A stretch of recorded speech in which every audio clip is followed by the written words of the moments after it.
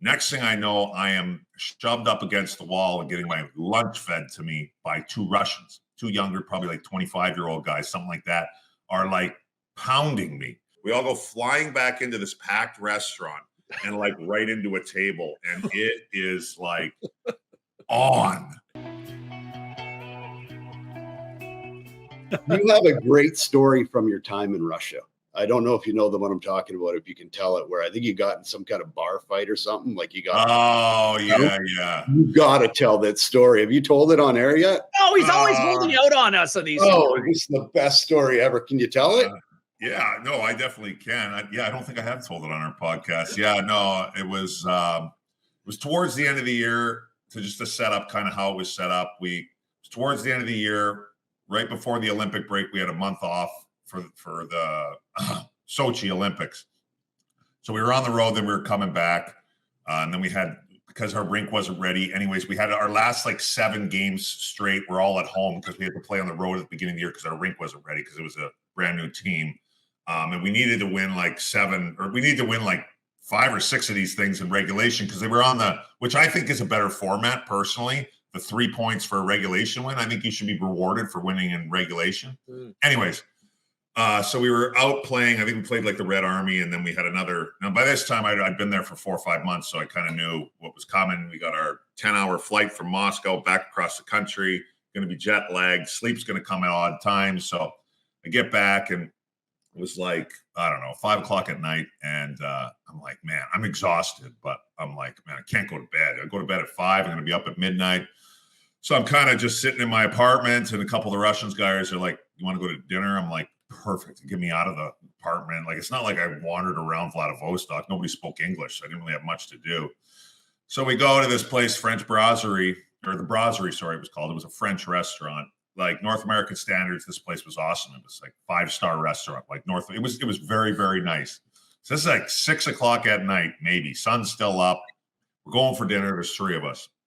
And we go into this dinner, sit down, and I probably ended up having a few too many beers and not nearly enough food. Like I think I might have had half a salad, and I was just smashing beers. I was excited to be out of the house. So anyways, get a good buzz with the guys, and the restaurant's busy. I'm like, man, this place is nice, but isn't much English. One of the guys I was with played some games in Ottawa, Ilya Zubov. So he spoke English. The other guy was a young guy, an 18-year-old, no English. So we're having a pretty good time. And after this, now it's like, I don't know, 7:30, 8 o'clock, maybe. It's time to go. We're going to go to this place called the Music Bar, which literally, other than maybe Russian Christmas, it's open 24/7 every day of the year. Like, this place does not close. And I've been there a few times before. I'm like, yeah, let's go. So from my recollection, I paid the bill, and one of the guys went to the bathroom. Ilya went to talk to somebody or something. I don't know. I paid the bill. I get up, and I'm just walking out of the restaurant. For the life of me, I didn't say anything. I'm not like that anyways. It's not like when I get drunk, I try and start fights. I've never been like that ever in my life. B, I don't know how the hell I would try and start a fight with, like, I'm not going to say anything to anybody. Nobody speaks English, so I can't communicate with them. But I kind of go around. There's a little brick entrance to get, kind of out of the restaurant. Next thing I know, I am shoved up against the wall and getting my lunch fed to me by 2 Russians, 2 younger, probably like 25-year-old guys, something like that, are like pounding me. So I'm like, tuck my chin. First off, I'm like, what the hell is going on? I like tuck my chin because I don't want to get knocked out. And I'm like, when this adrenaline hits, and now, as far as I'm concerned, like, I'm fighting for my life. I don't know if these guys have a knife or anything like this. So anyways, I'm up against the wall. And so I kind of grab one guy, kind of hold him out a little bit, and shove the guy that's like just smoking me from the side. So he kind of stumbles back, and I grab the guy, or I still have a hold of the guy in front of me, and I gave it to him pretty good real quickly. And like, I smash his nose. His buddy comes back, grabs on me, pulls me. So I grab the guy I got. We all go, moral of the story is, we all go flying back into this packed restaurant and like right into a table. And it is like on. So people are screaming, running out. I'm throwing chairs. There's cutlery flying. So like, these guys would come in, and then we go flying over another table. I throw a chair. Anyways, I hit these guys a couple times. I am definitely taking damage too. We're going around the restaurant. Like I said, the place clears out. So it probably only went on for a couple minutes maximum. And nobody stepped in? So not right away. The fight ended. So I'm laying on the ground. The guy's got me in a chokehold. I'm laying on top of him. We're on the ground, and his buddy's booting me in the head. And I'm trying to like reverse headbutt the guy. And Ilya, I found out next day, the 18-year-old came out of the washroom, saw me leaning into somebody, panicked, and he just ran out the back door, which I totally understand because this kid he couldn't get associated with this. They would have booted his ass off the team. Teammates. I get that. I was like, you know what? No problem. I understand. Okay. Ilya jumps on this guy's back as he's kicking me or whatever. Anyway, sirens go off. Cops are outside. This guy lets me go, and these guys disappear. They're gone out the back door or whatever. And so I'm laying on the ground. I'm like, holy shit. Like, what the fuck just happened? So I pick myself up off the floor, and I wish I would have taken I think I said this, I should have taken a panoramic picture. Because nothing was broken, but tables flipped, cutlery everywhere, chairs everywhere. The staff was huddled in the back corner, horrified. And so I'm looking around what the fuck? We'll walk outside.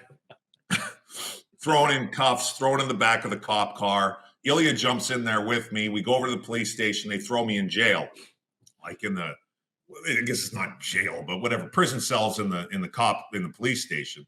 And there's no English. Ilya's on the phone calling his mafia buddies, trying to figure this out. I'm just sitting there. I'm sitting there for 2 hours. It's me and 20 Mongolian-looking dudes. I'm like, man, I should not be in here. This is not good.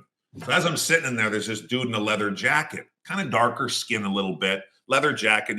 He's walking every 10 minutes or so. He's walking by the prison bars, and he's kind of looking at me. And I just figured he was an undercover cop. We're right in the middle of a police station. And after a few times, he walks by and stops at the door and through the bar. He's like, Misha, which is Michael in Russian. I'm like, da. He just opens up the door, and he's like this. And I'm like, okay. So I get up, I walk to him. He's like, we walk right out the front door of the police station, right down, and he takes me to the bar. This guy wasn't a cop. He was a mafia guy. So I just walk right out the front door. As I'm walking out, I'm walking down the stairs. Our crooked, one of our sport directors for the team is coming up the stairs. He speaks no English. I just wave at him like this, and this guy takes me back to the bar. I got a picture with the guy in the bar. We went to the music bar. Anyways, I ended up getting a big meeting the next day. They want to kick me off the team. I'm like, fine, kick me off the team. I'm like, good luck winning the next 5 or 7 games. I'm like, I actually play a decent amount. Whatever. I'm going through McGillney, a translator, Alexander McGillney. And it's you shouldn't have been doing that. I'm like, what do you want me to do, Alex? Not go to dinner? I'm like, this didn't happen at 2 a.m. And so, anyways, long story short, they don't kick me off the team. They fine me a month's pay. So I'm like, I do the quick math. I'm like, a month I was making 40 grand cash. I'm like, a month's pay. I'm like, this is ridiculous. I got jumped. So then one of the other sport directors was a gangster with prison tattoos all over his face. Oh, and on his hands. And he liked me. So in Russian, he gets up. He's like, you know what? If you give us $40,000 cash, it was 750,000 rubles or something cash. I got to get him, which is a whole nother experience, but I'll save that for later. And so I had to, if you guys make the playoffs, we'll give you your money back. I'm like, I do kind of want to see this through. And so I'm like, I ain't getting my money back. Well, there's no way. But I'm like, okay, deal. So I go get the money the next day. Russians care about 2 things, rubles and not being embarrassed in front of women. That was one thing I learned over there. Those 2 things they care deeply about. So I get the cash. We end up winning our last game. We make the playoffs. Everybody's going crazy in the rink. I'm in the dressing room yelling, where the fuck are my rubles? I want my rubles.